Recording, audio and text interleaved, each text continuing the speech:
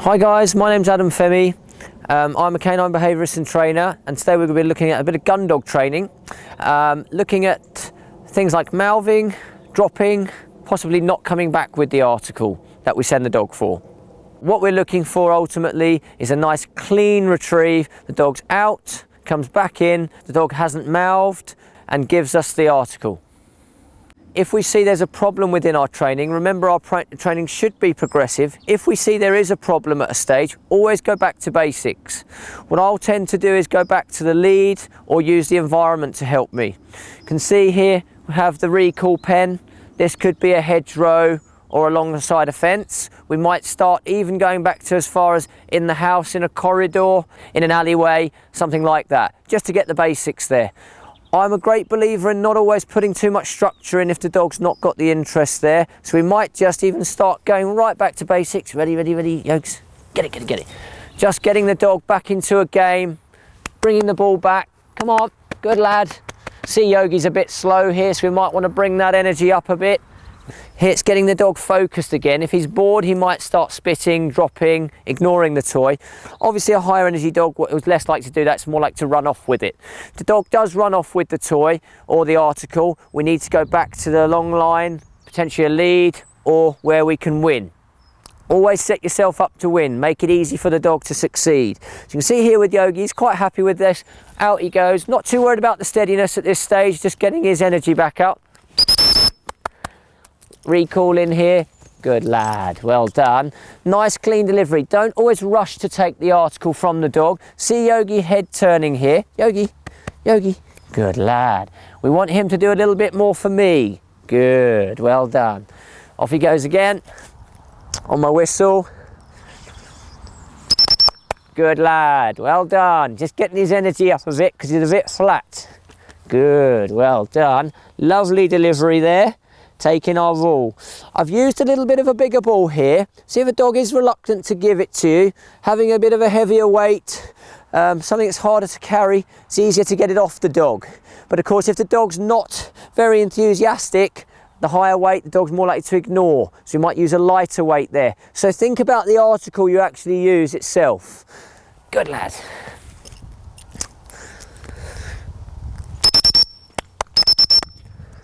If the dog's very reluctant to play, what we can do is use a ball that maybe has a squeak.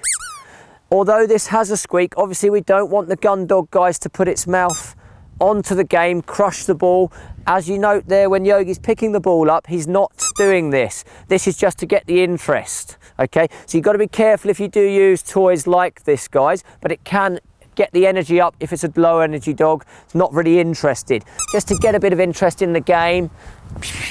But if you note, once Yogi picks it up, doesn't affect his mouth there. Good lad, come on, good boy.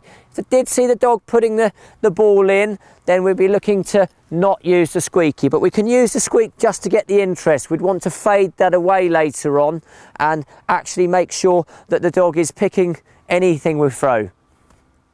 In order to clear up maybe a messy delivery, what we can do is break the retrieve up into sections.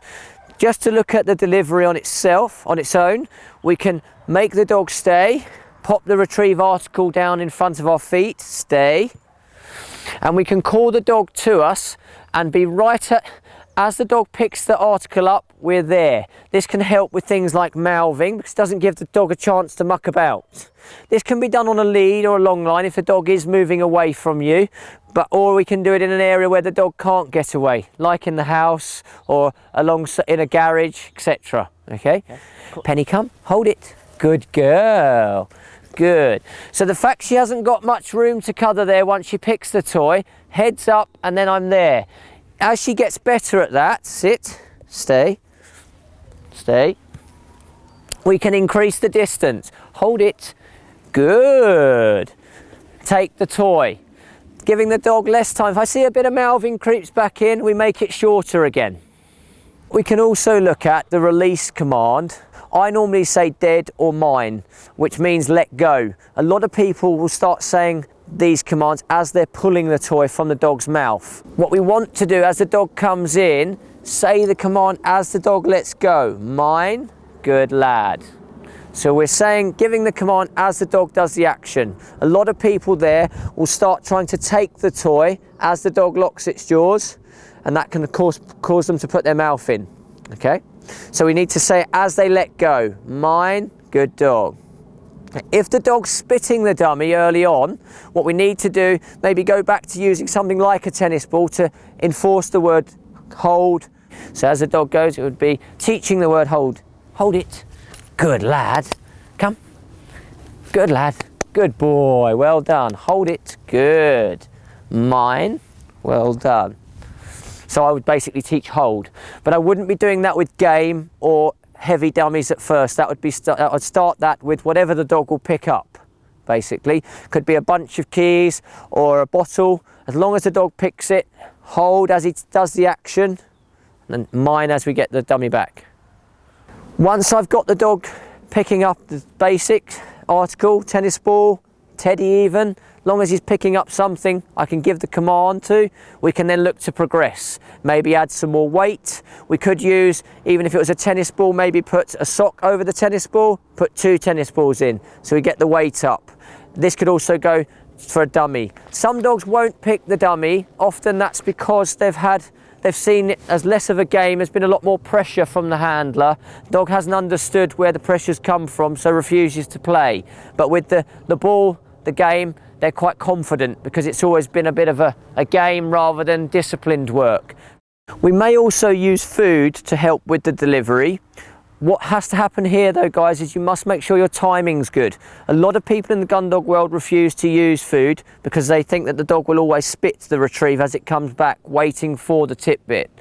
If the dog understands how he or she gets the tip bit, then we're not going to get the spitting. What we need to do though, remember, is start from a very basic stage where the dog understands the command of hold, mine.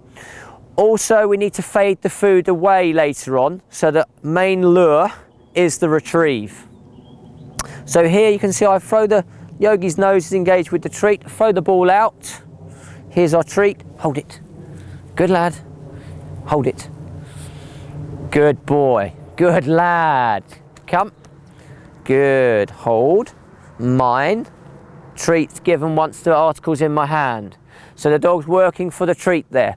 This is much more commonly used if the dog's quite low energy, not really interested in the game to start with.